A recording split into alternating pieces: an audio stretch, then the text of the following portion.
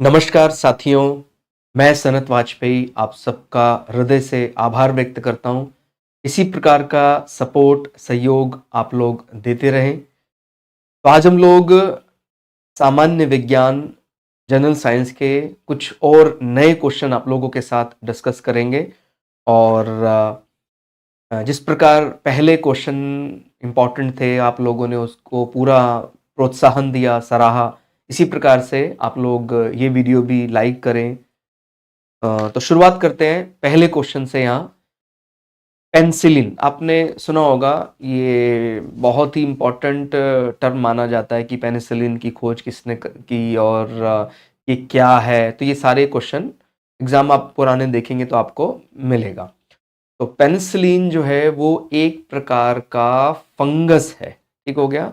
ध्यान रखना है, वो अगर कभी कहे किससे ऑब्टेन्ड किया किया था और किसने ऑब्टेन किया था, अलेक्जेंडर फ्लेमिंग। तो ध्यान रखना है, ये फफूंद था, एक प्रकार का फंगस माना जाता है पेनिसिलिन को, ठीक हो गया। आपने कभी देखा हो रोटी होती है, रोटी पर फफूंद जैसा लग जाता है कुछ, वो एक फंगस है, लेकिन वो कुछ सूक्ष्म जीवों के लिए नुकसानदेह। मतलब जैसे आपने ये थ्योरी सुनी होगी, दुश्मन का दुश्मन दोस्त होता है।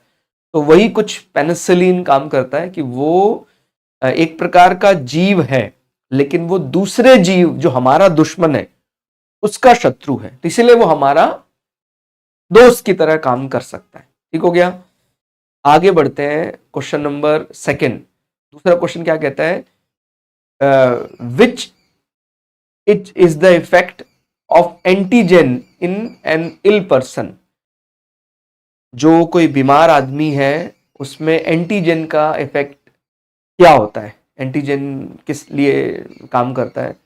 तो it increase the production of WBC, it increase the production of antibiotics, it increase the production of anti serum against bacteria, it prevent growth of bacteria. तो ये जो एंटीजन है, ये एंटीजन हमें एक प्रकार से जो जीवों से लड़ने के लिए ताकत देता है, ठीक हो गया। It prevent the growth of bacteria, तो ये जीवाणुओं की वृद्धि को रोकता है। फिर है विच, एक आपको ध्यान देना है, हमारे शरीर में वैसे जो कमांडर है शरीर में, वो WBC माना जाता है, श्वेत रक्त कणिकाएं। इनकी संख्या बहुत कम भी नहीं होनी चाहिए, लेकिन बहुत ज्यादा भी नहीं होनी चाहिए। WBC बहुत कम हो जाएगा तो फिर इसका मतलब HIV एड्स की तरफ इशारा करते हैं वो। और अगर WBC बहुत ज्यादा बढ़ जाएगा तो फिर वो कैंसर में सेल्स जो है वो बढ़ जाते हैं, खास करके WBC। तो ये आपको ध्यान रखना है। फिर हम में which among the following helps in circulation of blood. Blood circulation में कौन मदद करता है, माने उसको सही समय पर जमना चाहिए उसको, और बहुत जल्दी भी नहीं जमना चाहिए। तो ये जो ब्लड का उसकी क्लॉटिंग कह लें आप, सही समय पर करेगा, वो प्लेटलेट्स होंगे, ब्लड प्लेटलेट्स। कई बार आपने सुना होगा, आपस में बातचीत करते हुए कहता नहीं भाई, मेरी तो जैसे डेंगू में बोलते हैं ना, मेरी तो शरीर में प्लेटें कम हो गई। वो प्लेटें नहीं है, वो प्लेटलेट्स हैं। इनको हम वैसे हिंदी में यार लिखा है रक्त प्लेटलेट्स, लेकिन इसको हम एक नाम और मिलता है बुक्स में, बिंबाणु भी कह देते हैं, रक्त बिंबाणु। तो प्लेटलेट्स हैं जो हमारे शरीर में, उसका अगर सामान्य स्तर है तो कोई दिक्कत नहीं है, और अगर कहीं वो सामान्य स्तर से नीचे कहीं गिर जाता है तो फिर हमें दिक्कत होने लग जाती है। बहुत ज्यादा भी नहीं होना चाहिए, तो आपको ये ध्यान रखना है कि बहुत ज्यादा भी नहीं और बहुत कम भी नहीं होना चाहिए प्लेटलेट्स। फिर आता है which among the following is a large spectrum antibiotic, ठीक हो गया। तो इसमें से जो एक प्रकार का एंटीबायोटिक है, तो पैरासीटामोल और पेनिसिलिन, एम्बिसियन, क्लोरो पैसिनोल, तो इसमें से एक प्रकार का बड़ा सामान्यता इस्तेमाल होता है एक एंटीबायोटिक, तो पेनिसिलिन, ठीक हो गया। पेनिसिलिन एक एंटीबायोटिक है। और नॉर्मल जो हम खाते हैं जिसको हम शॉर्ट में पीसीएम कह देते हैं, वो पैरासीटामोल को हम एक एंटीबायोटिक की कैटेगरी में तो नहीं रखते हैं। और फिर अगला क्वेश्चन आता है, pituitary gland is located in, जिसको हिंदी में पीयूष ग्रंथि भी कह देते हैं, और भी इसके बहुत नाम है। पीयूष ग्रंथि को हम मास्टर ग्लैंड भी कह देते हैं, मास्टर ग्रंथि कह देते हैं, ठीक हो गया, क्योंकि शरीर का जो आकार है, किसी को तो ये ग्रेट खाली बना देता है और किसी का जो शरीर है वो काफी छोटा कर देता है, तो वो इस ग्लैंड के पास है, राइट, ठीक हो गया। पीयूष ग्रंथि, पिट्यूटरी ग्लैंड, इसको मास्टर ग्लैंड इसीलिए कहा जाता है क्योंकि शरीर का बढ़ना या घटना इसके नियंत्रण में है, और ये कहाँ अवस्थित है, मस्तिष्क, ब्रेन में ये होता है। और कमाल की बात क्या है कि ये सबसे छोटी ग्लैंड है, काम कितने बड़े बड़े हैं, यानी आपका जो आउटलुक है उसको बनाने में तो इसी ग्रंथि का महत्वपूर्ण योगदान है। अगला क्वेश्चन है, onion is a modified form of, जो प्याज है वो एक परिवर्तित रूप माना जा सकता है। हम वैसे तो खाते हैं तो सब चीज को यही मानते हैं भाई ये फल सब्जियां हैं, लेकिन हम जब विज्ञान की भाषा में पढ़ते हैं तो उसको क्या कहें। ओनियन वैसे तो ऐसा निकालते हैं उसका, जैसे एक एक छिलका अलग कर रहे हैं, हर एक में प्याज की गंध होती है, तो लीफ की तरह माने क्या उसको, स्टेम की तरह माने, रूट की तरह माने, ये इनमें से कुछ भी नहीं लगता है अपने को। ध्यान रखना है उसको, विज्ञान में एक प्रकार का तना या स्टेम माना जाएगा, ठीक हो गया। आप ऐसा भी कह सकते हैं कि ये जो ओनियन है उसके नीचे जो गांठ है वो रूट है। ये आपने देखा है, ये जड़ वाला पार्ट हम काट के अलग कर देते हैं, तो ये अगर रूट है तो आपको जानते हैं पौधे को सहारा देने के लिए तना होता है, इसलिए इसको तना माना जाता है। फिर इसके ऊपर फिर ये पत्तियां होती हैं जो बाहर विजिबल होती हैं, तो ये जड़, ये तना, मतलब मुख्य जो खाने वाला पार्ट है प्याज का वो एक तना है। और ज्यादातर जो इस प्रकार के क्वेश्चन जहां आप कंफ्यूज होंगे, ज्यादातर मतलब ऐसा नहीं है कि भाई मैं आपको कोई ब्रह्मास्त्र दे रहा हूं जो हर जगह काम करेगा, बट फिर भी आप ध्यान रख सकते हैं ज्यादातर इस प्रकार के टिपिकल जब क्वेश्चन होते हैं, व्यक्ति जब जैसे हल्दी है वो समझ में नहीं आ रहा है, आलू समझ में नहीं आ रहा है, वो ज्यादातर स्टेम या तना रूप में माना जाएंगे। जो विचित्र लगेगा आपको, को थोड़ा समझने में परेशानी होगी, तो वो ज्यादातर एक तना है। और लेकिन गाजर है, मूली है, वो जड़ है, वो रियल रूट की तरह ही है माना, क्योंकि वो स्वयं पोषण ले रहा है भाई। जैसे जड़ है तो जड़ के नीचे अभी कुछ और हिस्सा नहीं है, तो जो हम मूली के फॉर्म का इस्तेमाल करते हैं तो ये स्वयं यही खाया जाता है, ठीक हो गया। नेक्स्ट अगला आता है, डिहाइड्रेशन एक टर्म होता है। डिहाइड्रेशन का अर्थ क्या होता है, डिहाइड्रेशन हो गया, तो डिहाइड्रेशन हो गया मतलब क्या हो गया, dehydration in human body is cause due to the loss of, हो सकता है डिहाइड्रेशन में इनमें से और दूसरी चीज भी कम हो जाए, लेकिन डिहाइड्रेशन में मेन कॉज क्या होता है, मुख्य कारण विटामिन की कमी होगी, सॉल्ट या नमक की कमी हो जाएगी जिसको लवण भी कह देते हैं, हार्मोन्स की कमी हो जाएगी या वाटर की। ध्यान रखना है डिहाइड्रेशन शब्द का कोर जो कॉज है वो तो वाटर की डेफिशिएंसी है, पानी की कमी के कारण डिहाइड्रेशन होता है, ठीक हो गया। जब ज्यादा व्यक्ति को डिहाइड्रेशन हो जाता है तो निश्चित बात है कहीं ना कहीं सॉल्ट भी गड़बड़ा जाता है, इसलिए पानी में उसको नमक या ग्लूकोज मिलाकर दिया जाता है, ठीक हो गया। तो ये समझना है। फिर नेक्स्ट आगे बढ़ते हैं, क्वेश्चन नंबर 8 आपको दिख रहा होगा स्क्रीन पर, विच of the following is the largest living bird, अभी तक जो सबसे बड़ा जीवित पक्षी है, क्या वो ईगल है, पीकॉक है, ऑस्ट्रिच है या कीवी है। ध्यान रखना है शुतुरमुर्ग अभी जीवित है, इसका अंडा भी सबसे बड़ा अंडा माना जाता है, इसके अंडे का जो सेल है उसका साइज आंखों से भी दिख सकता है।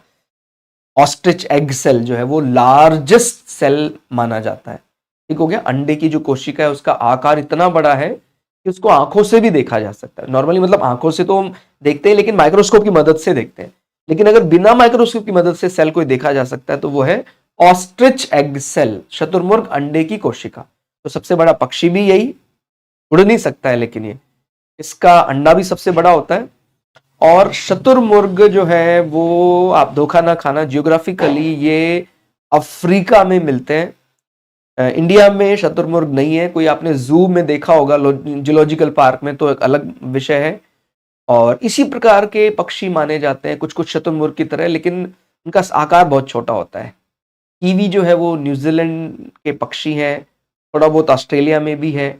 और ऐसे ही कीवी के माने कीवी से थोड़ा बड़ा होता है एमू, ये ऑस्ट्रेलिया में मिलता है। एक कैसोवरी है, कैसोवरी भी थोड़ा सा बड़ा होता है, या एमू के बराबर होता है, ये भी ऑस्ट्रेलिया में मिलता है। सबसे ज्यादा जो खतरनाक पक्षियों में गिनती होती है वो cassowary, cassowary most dangerous bird माना जाता है। उसका जो पंजा होता है, माने वो उड़ नहीं सकते, ये सारे पक्षी, एमू है, शतुरमुर्ग है, कीवी है, ये उड़ नहीं सकते, ये खाली जमीन पर तेज भाग सकते हैं। तो और इनके शरीर में पंख से ढका होता है, मतलब दिखता है आपको पक्षी की तरह ही है, लेकिन वो उड़ नहीं सकता है। तो कैसोवरी को जब बहुत तेज गुस्सा आता है, वो जब इंसान की तरफ भाग कर आएगा तो वो पंजा पेट में कई दफा मार देता है, और उसका पंजा स्टेनलेस स्टील से भी ज्यादा मजबूत होता है, तो पेट फट सकता है। तो कैसोवरी जो है वो मोस्ट डेंजरस बर्ड माना जाता है। तो कभी भी आप इंडिया में वैसे नेचुरल हैबिटेट तो नहीं है उसका, बट जैसे मैंने बताया जू में तो मिलता ही है, जूलॉजिकल पार्क में कभी आप जाएं और आसपास कहीं कैसोवरी हो तो बहुत सावधान रहना चाहिए, वो अपना पंजे से प्रहार कर सकता है। Roots of this plant is are found underground. इससे पहले जैसे मैंने बताया था कि हम कई दफा उसको फल नहीं मानते हैं, या कोई भी हिस्सा हम खा रहे हैं हमको लगता है कि ये ही फल है, लेकिन जो ट्रू फ्रूट्स की जो डेफिनेशन है वो अलग है। तो कह रहा है कि जो वास्तव में जो विज्ञान ने जिसको फल माना है इनमें से वो कौन सा है, जमीन के नीचे पाया जाता है। पोटैटो को हम स्टेम की श्रेणी में मानते हैं, यानी तना। कैरेट को एक प्रकार का जड़ मानते हैं। ग्राउंड नट या मूंगफली को एक फल माना जाता है, और ये जमीन के नीचे होता है। ओनियन भी एक तना है, तो आंसर क्या होगा, ग्राउंड नट, यानी मूंगफली जो है वो जमीन के नीचे पाए जाने वाला फल माना जा सकता है। ठीक हो गया। एक्चुअल में फ्रूट यहाँ किसको बोल रहे हैं, जहां पर वो एग जो बन रहा है इस प्रकार से, तो उसको ही वो ट्रू फ्रूट्स मान रहे हैं। ठीक हो गया। Animals do not have enzyme system which enable them to make use of energy from. जंतु कोशिकाओं में कोई ऐसा एंजाइम सिस्टम या ऐसा कोई सिस्टम नहीं है जो इनमें से किससे ऊर्जा बना सकता है।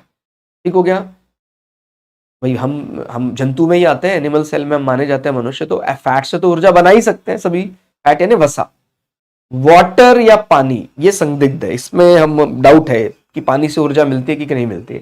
कई लोग कह रहे होंगे सर बिल्कुल मिलती है, पानी पीते एकदम ऊर्जा का एहसास होता है। तो विज्ञान जो है वो दिल की बात नहीं करता, दिमाग की बात करता है। कई बार दिल तो कुछ कुछ कह देता है कि नहीं ऐसा हो सकता है, बट लॉजिकली वो करेक्ट नहीं है। पानी बेशक से आपको लगता हो पानी पीते एनर्जी आ गई है, बट पानी से कोई ऊर्जा प्रदान नहीं कर सकता है शरीर। प्रोटीन से भी शरीर को ऊर्जा मिलती है, कार्बोहाइड्रेट से भी बिल्कुल मिलती है। तो इसमें से आंसर क्या होगा, पानी। अगर हमारे शरीर में ग्रीन पिगमेंट, मतलब आप कल्पना करें जैसे हमारी स्किन अभी ब्राउन है, अगर ये कहीं ग्रीन होती, माने क्लोरोफिल भरा होता हमारे स्किन में भी प्लांट्स के लीफ की तरह, हम लोग सभी हरे हरे दिखते, तो फिर कोई ऐसी डरने की या घबराने की बात ना होती। भाई तू हरा कहता है, तू भी तो हरा है, और जैसा भी मैं ब्राउन हूं तो आप ब्राउन है, तो कोई बड़ी बात नहीं है। लेकिन अगर वो अजीब कब लगता है, एक आदमी हरा बाकी सब भूरे हैं। तो मतलब मैं आपको ये समझाना चाह रहा हूं, केवल एक हमारी स्किन में क्लोरोफिल होता तो फिर हम केवल पानी पीते, धूप में खड़े हो जाते। कार्बन डाइऑक्साइड तो नेचर में अपने आप ही फ्री स्टेट में अवेलेबल है, कार्बन गैस को एब्जॉर्ब किया और हमारे शरीर में अपने आप ही क्या बन जाता, ग्लूकोज, जैसे प्लांट सेल करते हैं। आनंद आ जाता। आप में से कई लोग सोच रहे होंगे सर क्या बढ़िया आप बता रहे हैं, ना हमें कंपटीशन की तैयारी करनी पड़ती, ना ये सब झंझट। लेकिन देखो एक बात ध्यान रखना, जो भी प्रकृति ने किया है वो उससे अच्छा पॉसिबल ही नहीं है, इसीलिए प्रकृति ने वो किया है। ठीक हो गया। अब व्यक्ति लॉजिक देने में तो पता नहीं क्या क्या लॉजिक दे देगा, ये सर क्या आप गलत बोल रहे हैं, लेकिन यही फैक्ट है। जो हो रहा है उससे क्योंकि अच्छा हो ही नहीं सकता, इसलिए वो हो रहा है। ठीक हो गया।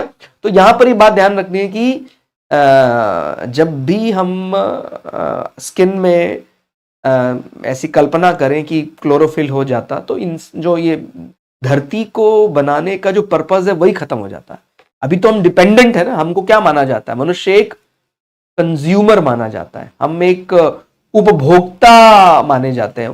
सुना होगा आपने, प्लांट सेल जो है वो प्रोड्यूसर सेल है, एनिमल सेल कंज्यूमर सेल है। तो कंज्यूमर जब डिपेंडेंट होगा तो जो आविष्कार हैं वो होते रहेंगे।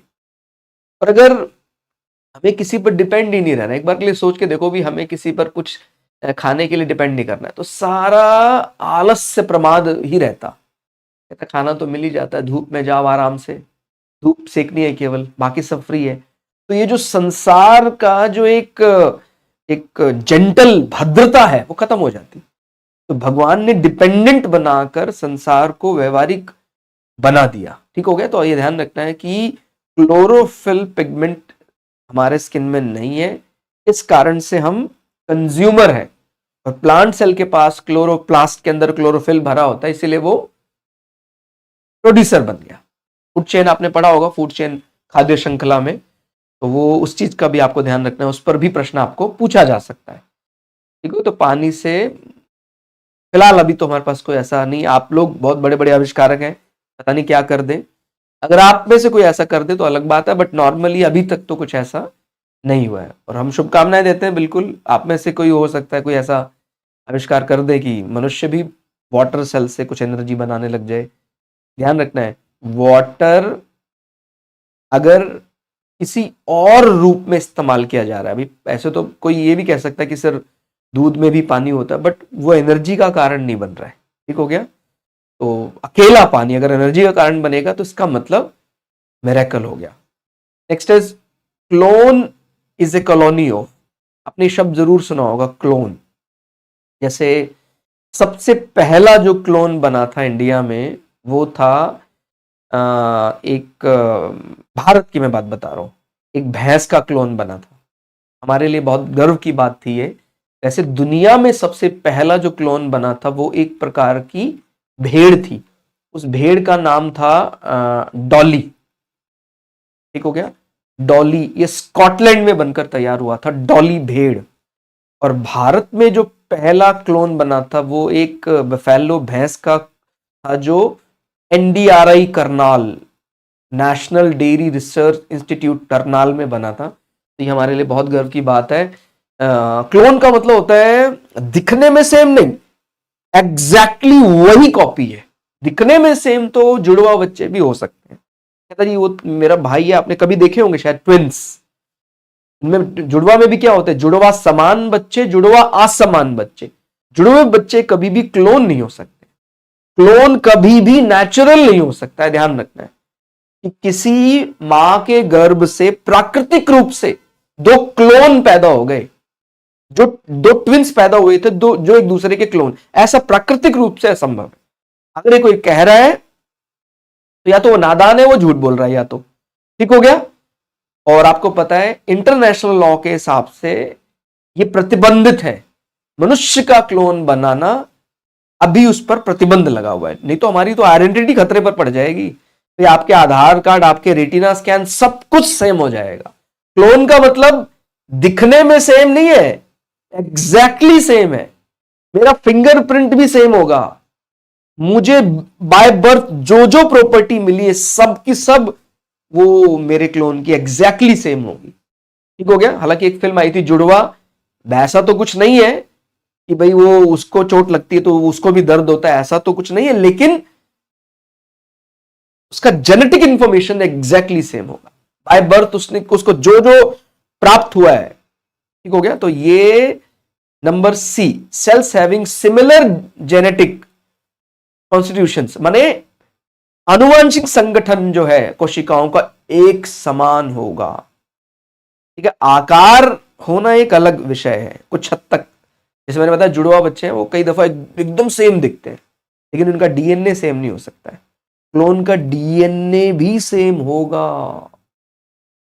दुनिया में आज देखो भगवान, मैं तो कई बार हैरान हो जाता हूं, 800 करोड़ से ज्यादा आबादी है, लेकिन भगवान ने एक का भी नेचुरल डीएनए सेम नहीं किया, सबका डीएनए अलग अलग है। एकदम आइडेंटिकल इंफॉर्मेशन मेरे फिंगरप्रिंट का, जैसे आप देखते हैं ना क्यूआर कोड जो स्कैन करते हैं, जैसे दुनिया के क्यूआर कोड अलग अलग है सब, उनमें थोड़ा थोड़ा वेरिएशन तो होता ही फिंगरप्रिंट की तरह, ऐसे ही हमारा डीएनए पैटर्न भी रिपीट नहीं हो सकता है। अगर रिपीट हो गया तो वो नेचुरल नहीं है, वो क्लोन है।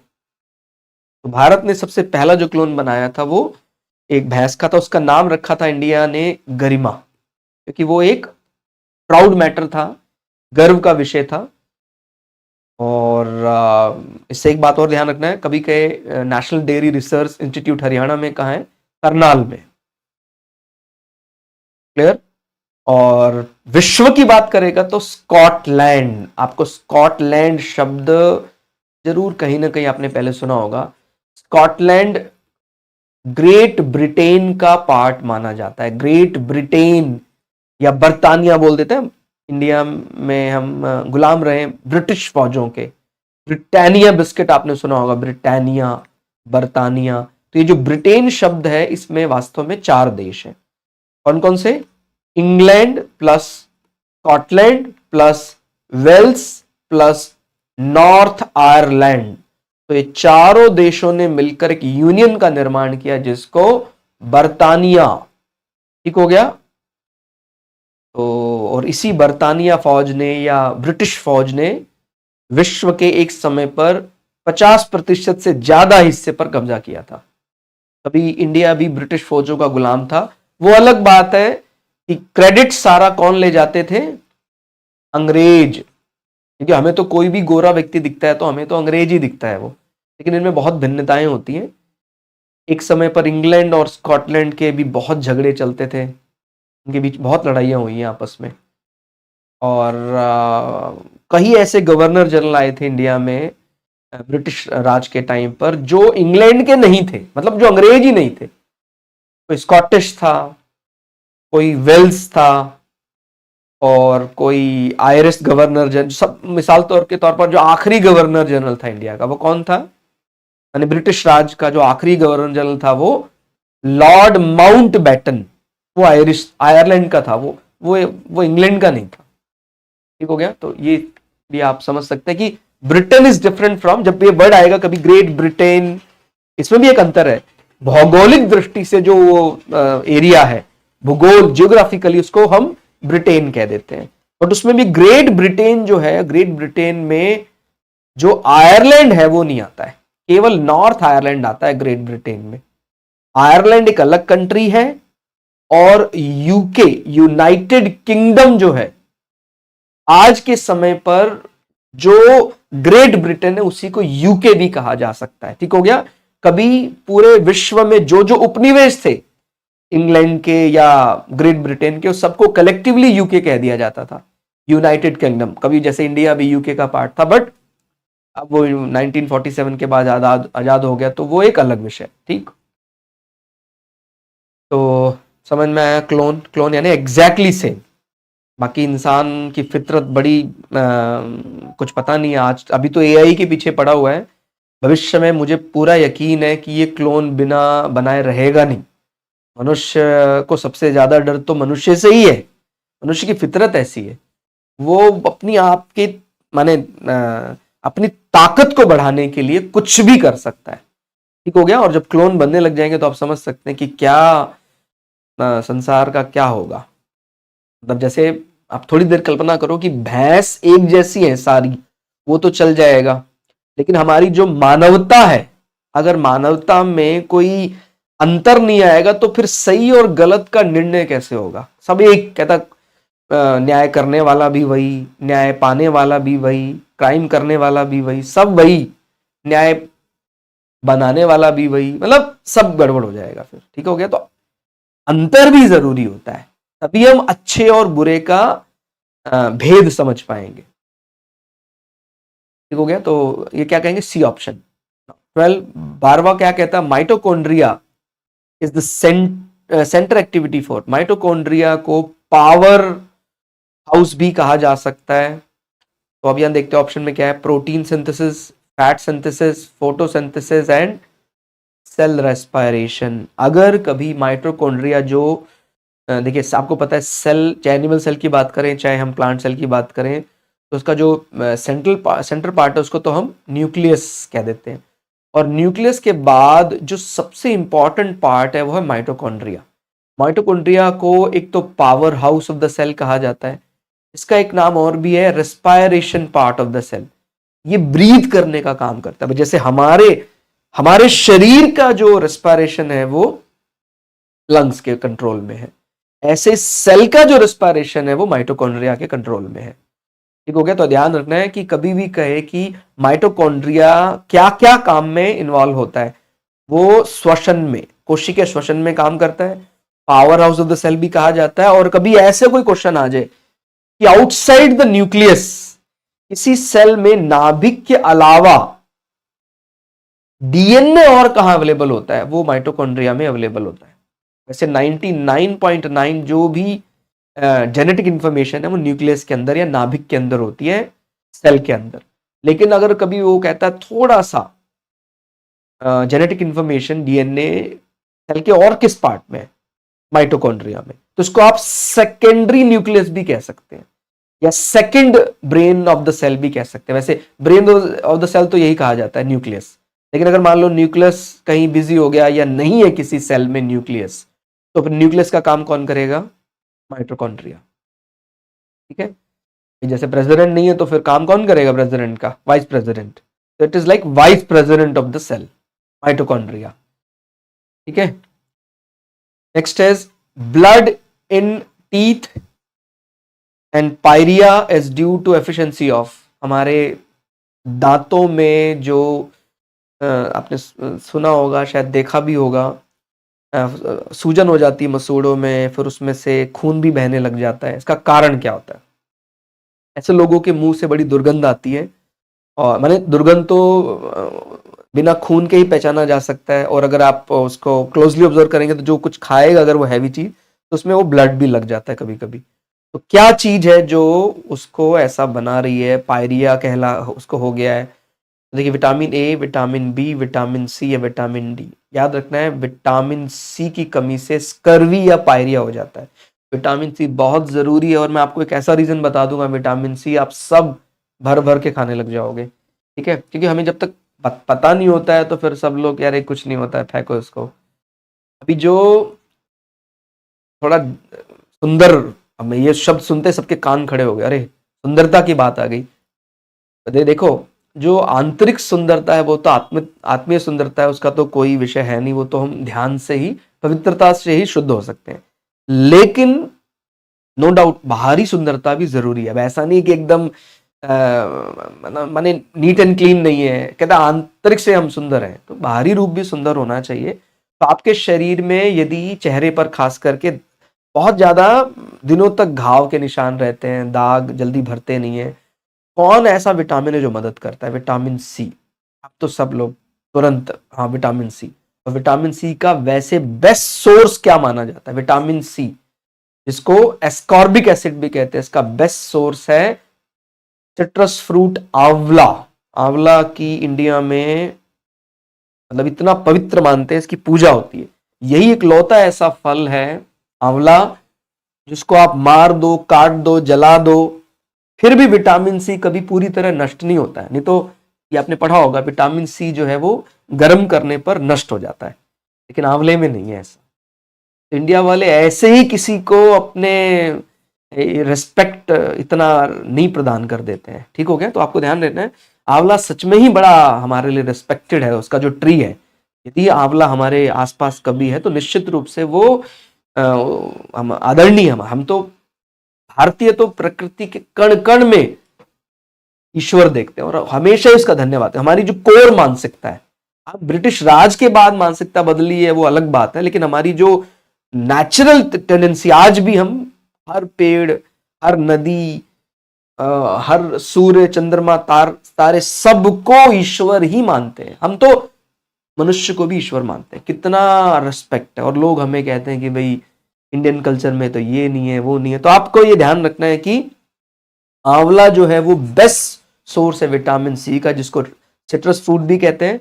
और इसके ऑर्डर में कभी और कहें तो आंवला के बाद आप नींबू है, संतरा है, खट्टे फल सब्जियां सब में होता है। ठीक हो गया? तो आप उस चीज का भी ध्यान रख सकते हैं। खट्टे फल सब्जियां, फिर अच्छे से सुन लेना। ठीक हो गया? तो यहां पर एक नॉन वेजिटेरियन फूड खाने वालों के लिए अगेन ये बैड न्यूज हो सकती है शायद, कि नॉन वेजिटेरियन फूड में विटामिन सी नहीं होता है। ठीक हो गया? आप उसमें इंट्रोड्यूस करवा सकते हैं, मतलब कोई एक्सटर्नल चीज डाल करके उसमें डाल सकते हैं, लेकिन उसमें नेचुरल नहीं होता है। ठीक हो गया? तो मांसाहार का जो प्रयोग बहुत अति मात्रा में करते हैं उनमें विटामिन सी की कमी देखी जा सकती है। तो आपको ध्यान देना, बैलेंस रहने के लिए हमें निश्चित माने उसकी जो निश्चित मात्रा है विटामिन सी की, खास करके मांसाहार अधिक खाने वाले लोगों को ये खाना चाहिए। नहीं तो आपको पता है कहीं घाव हो गया तो भरेगा नहीं तो क्या बन सकता है। तो सब जानते हैं कि अगर घाव नहीं भरेगा, वो सड़ना शुरू कर दे तो वो कैंसर का रूप ले सकता है। ठीक हो गया? तो ये हमारे लिए बहुत इंपॉर्टेंट है। एनिमल प्रोडक्ट से हमें विटामिन सी नहीं मिलता है। कई बार एक्सेप्शनल आ जाता है कि भाई दही, देखिए दही को हम ऐसा नहीं कहते हैं कि वो नेचुरल गाय से ही सीधा दही निकालते हैं, इतनी तो समझ आप लोगों में होगी ही। हम कोई ऑस्ट्रेलिया में कुछ बच्चों के साथ कुछ सर्वे किया था, उनकी तरह नहीं है। कुछ पता नहीं, कुछ माने आप समझ सकते हैं कि कितनी कोर डेप्थ नॉलेज है भारत के बच्चों को, तो बहुत बढ़िया से अच्छे से जानते हैं। किसी बड़े उसमें पूछा गया भाई दही कहाँ से होता है, किसी बड़ी यूनिवर्सिटी के बच्चों को पूछा दही कहाँ से होता है, कहते जी दही आई थिंक गाय के डायरेक्ट निकलता है, इतने मतलब, या पेड़ में उगता है, क्योंकि उनको तो हमेशा ही पैकेट में दही मिला है। उन्होंने कभी अपनी माँ को दही बनाते नहीं देखा है, उन्होंने अपनी माता श्री को कभी भी रोटी बनाते हुए शायद ना देखा, उन्होंने केवल ब्रेड ही खाया है। मतलब मैं किसी पे कमेंट नहीं कर रहा हूँ, माँ तो माँ ही होती है, लेकिन अगर शिक्षा व्यवस्था की बात आएगी, जो कोर जो है चीजें, वो तो भारत के लोगों को बहुत बढ़िया पता है। भारत का मुझे लगता है करीब करीब सभी वर्ग भी, सभी लोग भी किस प्रकार से दही जमता है ये जानते हैं। तो ये एक प्रकार का साइंस लगता है, ये साइंटिफिक प्रोसेस है दही जमना। यहाँ तक कि हमारी दादी नानी तो दुनिया के सबसे टिपिकल प्रोसेस माने जाते हैं फूड को प्रिजर्व करना। आपकी दादी तो ऐसा अचार बनाती थी जो 50 साल खराब नहीं होता है। या आप थोड़ा पता करेंगे और रिसर्च करो, 50 साल पुराने सिरका सिरका विनेगर बनाने की जो टेक्निक थी, वो हो सकता है अभी भी आप लोगों के घर में हो। तो ये क्या है, ये साइंटिफिक प्रोसेस नहीं है क्या? ये साइंस केवल यूएसए और यूके में ही बनता है क्या? तो हमने क्योंकि अब ऐसा लेवल लगा लिया उसमें, तो इसलिए हमें ऐसा लगने लगा। बाकी हमारे घर में, हमारी किचन में, हमारी दादी नानी, हमारी मम्मी जी सब बहुत माने जूनियर साइंटिस्ट के जैसा काम कर रही हैं, अभी भी कई लोग तो कर रही हैं। समझ में आ गया आपको? तो ये ध्यान रखना है कि विटामिन सी हमारे लिए बहुत इंपॉर्टेंट है। तो आपको आंवला खाना है, कोई संतरा इसलिए नहीं फेंकना है कि वो खट्टा है, विटामिन सी है, आप खाओ उसको। और एक चीज और मोस्ट इंपॉर्टेंट, जो लोग बहुत ज्यादा मात्रा में स्लाइवा गिराते हैं, थूकते हैं, थू कहीं भी थू, तो ये उन लोगों के लिए मेरा एक कमेंट भी है जो इस प्रकार के टबैको प्रोडक्ट इस्तेमाल करते हैं, ज्यादा स्लाइवा गिराएंगे, अगर थूकेंगे, तो हमारी स्लाइवा में विटामिन सी प्रचुर मात्रा में होता है। तो जो लोग बहुत ज्यादा थूकते हैं उनको क्या कम हो जाता है, विटामिन सी। ठीक हो गया? तो इसीलिए ऐसे लोगों को माउथ कैंसर का डर बहुत ज्यादा होता है, माउथ कैंसर हो जाता है। समझ में आ गया? तो बेमतलब का थूकना नहीं है, लेकिन cough is different. Cough saliva and cough is different, आपको अलग अलग अंतर पता होना चाहिए। स्लाइवा तो जो लार हमारा है वो स्लाइवा है, जो हमारे स्लाइवा में कई एंजाइम है, पाचन में मदद करते हैं। तो ये जो पुराने लोगों का ये हैबिट है खाना खाने के बाद, अभी भी आपने शायद देखा होगा, जो उम्र दराज लोग हैं, तो आप समझ सकते हैं इनमें से कौन ज्यादा पढ़ा लिखा है, कौन ज्यादा मूर्ख है। एक आदमी शायद वो मास्टर डिग्री किए हुए है साइंस में, उसने एमएससी की हुई है। एक व्यक्ति शायद हमारे परदादा दादा, वो फर्स्ट क्लास सेकंड क्लास तक स्कूल गए थे, वो खाने के बाद कुल्ला अंदर ही ले गए। और ये क्या है, मास्टर मास्टर ऑफ साइंस है वो, या पीएचडी आ गए, वो खाने के बाद अच्छे से कुल्ला कर रहा है, बहुत बढ़िया, सब अच्छे से। देखो कुल्ला करना अच्छी बात है, बट कब करना ठीक रहेगा? ठीक हो गया? खाने के बाद तो वो जो स्लाइवा है आपका, वो अंदर जाना चाहिए और ज्यादा, जो उल्टा चबाने में जो आपका बना है वो अंदर चला जाए, सुपाच्य हो जाएगा, भोजन तुरंत पच जाएगा। तो साइंस तो फिर इसको ज्यादा ग्रेड दे रही है, जबकि डिग्री इसके पास ज्यादा है। तो आपको ये ध्यान रखना है कि वो केवल पढ़ने का नहीं होना चाहिए, वो हमें प्रैक्टिकली भी ऑब्जर्व करना आना चाहिए। ठीक हो गया? तो सुबह का स्लाइवा हमारे लिए अमृत है, उसमें विटामिन सी भी बहुत है। सुबह के स्लाइवा में हमारे WBC भी बहुत होता है, इसलिए जिन लोगों को स्टमक प्रॉब्लम है, घाव कम भरते हैं, ऐसे लोगों को कहा जाता है ना स्लाइवा लगाने के लिए। दिखने में कितना अजीब लगता है, कहता सर आप बिल्कुल भी आप साइंटिफिक नहीं है, क्या गलत गलत बातें कर रहे हैं, आप थोड़ा पढ़िएगा तब समझ में आएगा। इस सुबह का ये दिखने में, वही मैंने बोला ना, हम दिल की बात ज्यादा सुनते हैं, दिखने में थोड़ा अजीब लग सकता है, बट हम दिल की बात कम करते हैं, विज्ञान में दिमाग की बात ज्यादा करते हैं। तो जब वो स्लाइवा चोट में लगाया जा रहा है तो वो घाव को जल्दी भर रहा है, तो ये वो स्लाइवा आप अंदर ले जाए, माने अगर आप पेस्ट करने से पहले 1 ग्लास पानी पी ले, और पानी भी किस प्रकार से करना है, कुल्ला करना है अंदर अंदर, तो सारा स्लाइवा जो मुख में रात भर भरा था वो अंदर चला जाए। तो लोग कहेंगे सर है अभी नहीं कर सकता हूं सर। ठीक है, आप तो फिर मैंने बोला ना अभी आप तो फिर PhD है तो आप नहीं करेंगे। तो ये अपने को ध्यान रखना है कि PhD का मतलब केवल ये नहीं है कि हमने थीसिस जमा करा दी है। PhD का मतलब ये है कि हम प्रैक्टिकली भी उसका इस्तेमाल अपने जीवन में कर रहे हैं, उससे जीवन में आनंद की अनुभूति कर रहे हैं। ठीक हो गया? PhD किया हुआ है, हमें यही नहीं पता है कि मीठा खाने से शुगर होता है या ग्लूकोज के इम्बैलेंस से शुगर होता है, तो फिर काहे का PhD? ठीक हो गया? नेक्स्ट इज, तो समझ में आया आपको? अब विटामिन सी तो नहीं फेंकेंगे, मतलब का थूक तो नहीं गिराना, और जो भी ये टबैको बेबी है वो बच के रहेंगे उससे। ठीक हो गया? माने माखू तो किस, मतलब अब इसको मैं क्या कहूँ, फिर वो बोलेंगे कंपनी मेरे पीछे पड़ जाएंगी कि सर आप इसको विरोध करते हैं। बाकी आप समझ लीजिए कुछ बातें ऐसी होती है, सीक्रेट मैसेज होता है, मैं कंपनी का नाम नहीं लूंगा अभी कि कौन कौन सी कंपनियां टबैको बेचती हैं। आपको ध्यान रखना है कि वो जो भी हमें स्लाइवा गिराने पर विवश करता है ज्यादा, वो हमारे लिए नुकसानदेह। विटामिन सी हमारे लिए स्लाइवा में होता है। विच of the following blood group is universal receptor, यानी रिसेप्टेंस, सबका जो खून है वो पी सकता है। I mean to say that सबका खून वो ले सकता है। ठीक हो गया? मजाक में कहा है, आप सीरियसली मत ले लेना।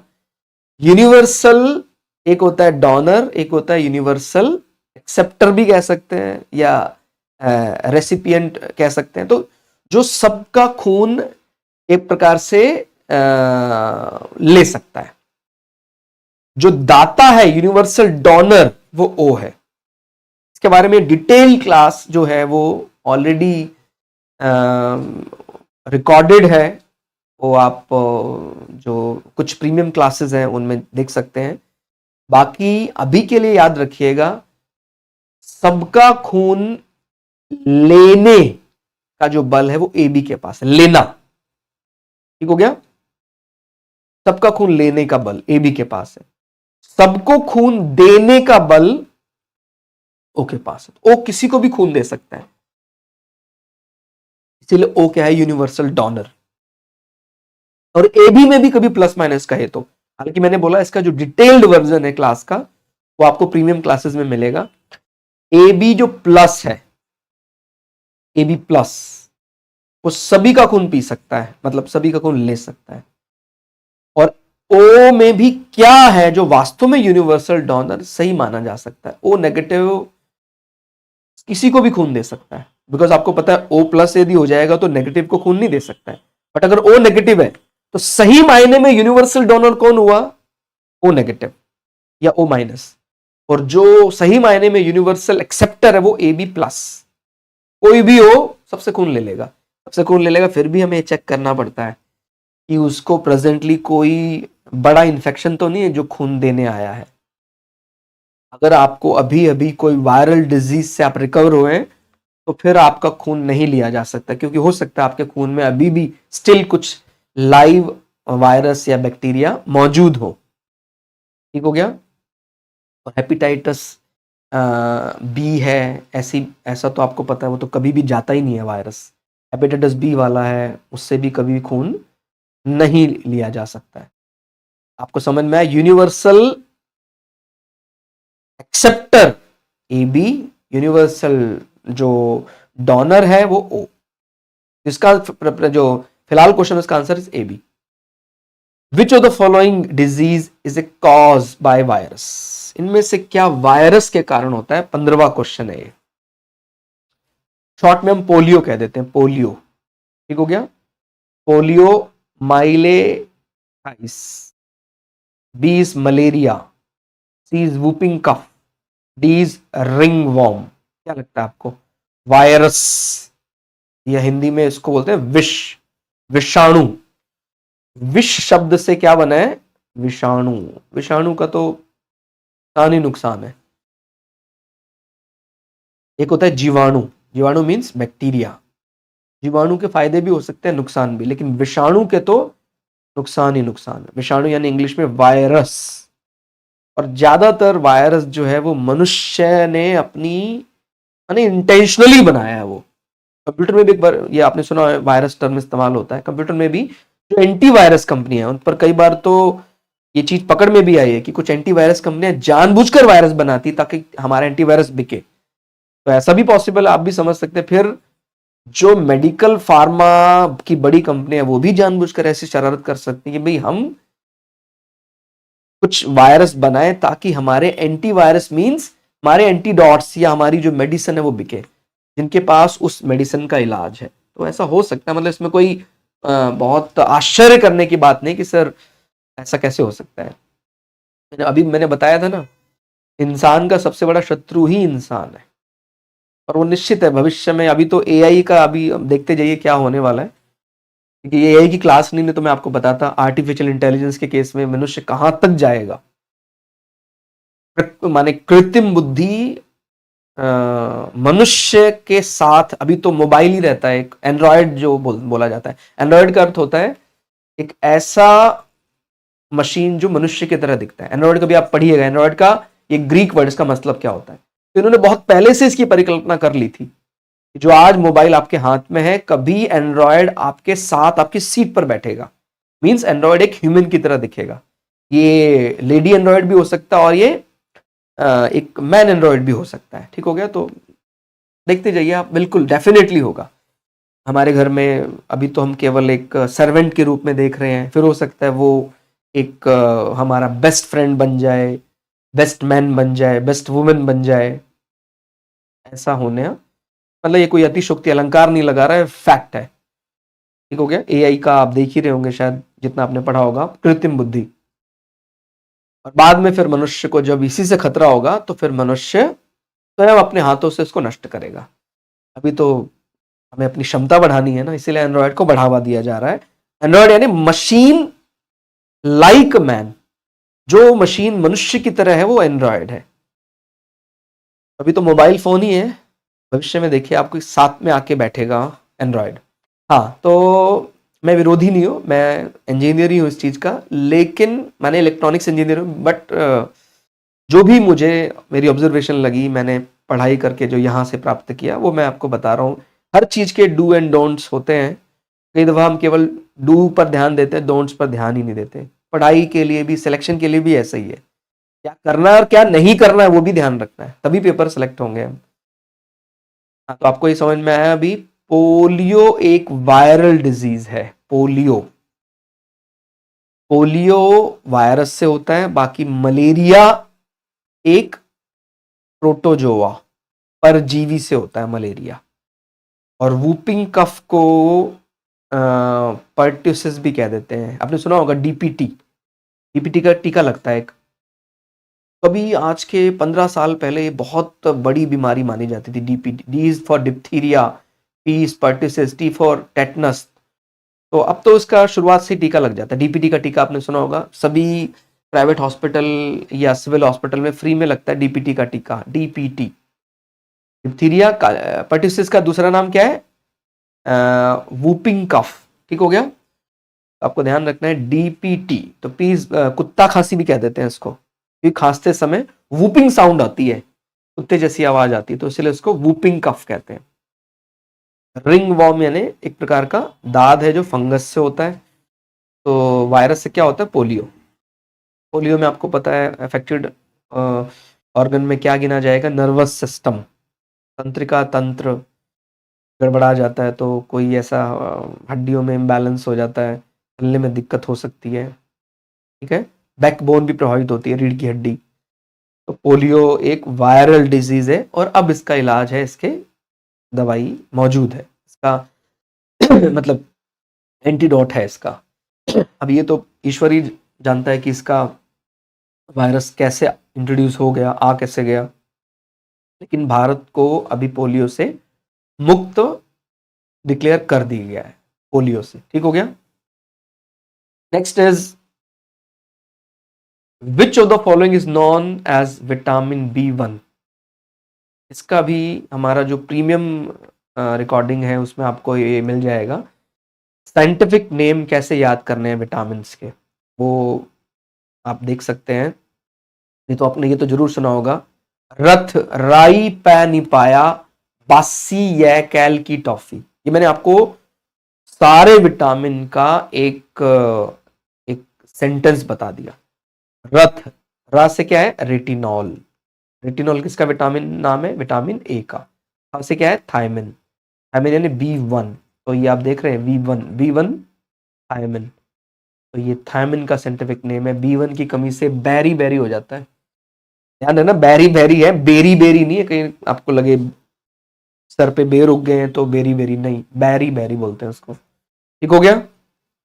अंतर कर पाएंगे आप? तो ये अंतर ध्यान रखना है, बैरी बैरी विटामिन B1 की कमी से होता है, जो थायमिन भी कहा जाता है। विटामिन B1 का एक्चुअल नेम जो है थायमिन। इसमें बैरी बैरी में शरीर मानसिक असंतुलन कह सकते हैं। हंसने में आएगा हंसना शुरू कर देगा, रोने में आएगा रोना शुरू कर, इमोशनल डिस्टर्बेंस बड़ा रहता है उसका। मानसिक नहीं, हाँ इमोशनली वीक रहता है।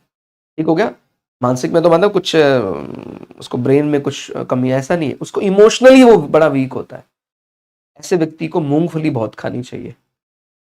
मूंगफली में काफी ज्यादा मात्रा में विटामिन B1 होता है। ठीक हो गया। बाकी कॉड लिवर ऑयल में भी होता है विटामिन B1। ठीक है। और बाकी ग्रीन लीफ वेजिटेबल्स में भी होता है। The element which is most abundant in the human body is, अच्छी तरह सुनना है इस क्वेश्चन को, ज्यादातर इसको गलत ही आंसर देने वाले हैं। मानव शरीर में सबसे अधिक मात्रा में पाए जाने वाला तत्व, अब सबको लग रहा होगा यार सबसे ज्यादा तो मैंने पढ़ी है गैस नाइट्रोजन है, तो नाइट्रोजन ही शरीर में भी होगी। पता नहीं यार, लोहे के बड़े डॉक्टर टैबलेट खाने के लिए कहते तो लोहा ही है, तो यार कार्बन भी बहुत लग रहा है। ध्यान रखना, आपको पृथ्वी में और मानव शरीर में भी सबसे ज्यादा है वो ऑक्सीजन है, नियरली इक्वल टू 46%। अब इसमें ज्यादातर तो यही धोखा खा लेंगे, सर मैंने तो पृथ्वी में पढ़ा है नाइट्रोजन 78% है। ये ध्यान दो, पृथ्वी में नाइट्रोजन 78% नहीं है, गैसियस स्टेट में केवल नाइट्रोजन 78% है। तो ये अंतर करना है। सेंटेंस को पूरा मतलब क्वेश्चन मार्क होना अच्छी बात है, मतलब आप हर चीज के बारे में आप डाउट करते हैं, लेकिन डाउट इतनी जल्दी क्लियर नहीं करना चाहिए, अच्छी तरह समझना चाहिए यार क्या मेरे मन में था और क्या इसका आंसर है। तो कभी कभी वायुमंडल में सबसे ज्यादा गैस नाइट्रोजन, लेकिन हमारे अर्थ क्रस्ट में ओवरऑल हर फॉर्म में जो दबदबा है वो किसका? ओ, ऑक्सीजन का। भाई H2O में भी तो क्या है? ऑक्सीजन है कि नहीं है? ऑक्सीजन है ना। और CaCO3 कैल्शियम कार्बोनेट, बोन में भी क्या है? ऑक्सीजन। तो ऑक्सीजन का दबदबा है। ऑक्सीजन को और थोड़ा सिंपल भाषा में कह सकते हैं वायु। हमारे लिए बहुत रिस्पेक्टेड है, ये हमारे लिए देवता समान ही है। अब वैज्ञानिकों ने या मॉडर्न युग में नए नाम आ गए तो हम इसको ये नहीं कहेंगे, हम तो वायु देव की पूजा करते हैं। हमारे लिए एक प्रकार से वायु यानी हनुमान, हनुमान जी के पिता, पवन पुत्र बोलते हैं ना हनुमान जी को। तो हमारे लिए जो ब्रीदिंग के लिए रिस्पॉन्सिबल गैस है वो ऑक्सीजन, वायु ही इस धरती के लिए सबसे ज्यादा जरूरी है, और यही मानव शरीर के लिए सबसे ज्यादा जरूरी है। ठीक हो गया। ये आपने सुना होगा वायु पुत्र माना जाता है, पवन पुत्र माने जाते हैं हनुमान जी। भीम को भी पवन पुत्र या वायु पुत्र माना जाता है। उससे से आपको याद रहेगा ऑक्सीजन। गैसेज स्टेट में नाइट्रोजन। इंडिया में लोहा बहुत है अर्थ क्रस्ट में, मेटल में। अर्थ में वैसे सेकंड नंबर पर जो मेटल है वो लोहा है धरती में। फर्स्ट नंबर पर जो मेटल है वो एल्यूमिनियम है। लेकिन ऑक्सीजन एक नॉन मेटल है और उसका परसेंटेज एल्यूमिनियम से भी ज्यादा है। तो ये अंतर आगे समझ में आपको। अगर क्वेश्चन ऐसा आ जाए अर्थ में सबसे ज्यादा पाए जाने वाली metal, answer is aluminium. Earth में सेकंड नंबर पर पाए जाने वाली metal, answer is iron. Earth में पाए जाने वाली सबसे ज्यादा element, answer is oxygen. Element as well as earth में सबसे ज्यादा पाए जाने वाली नॉन मेटल। ठीक हो गया। तो ये आपको अंतर पता होना चाहिए। एलिमेंट, इसको हिंदी में बोलते हैं तत्व।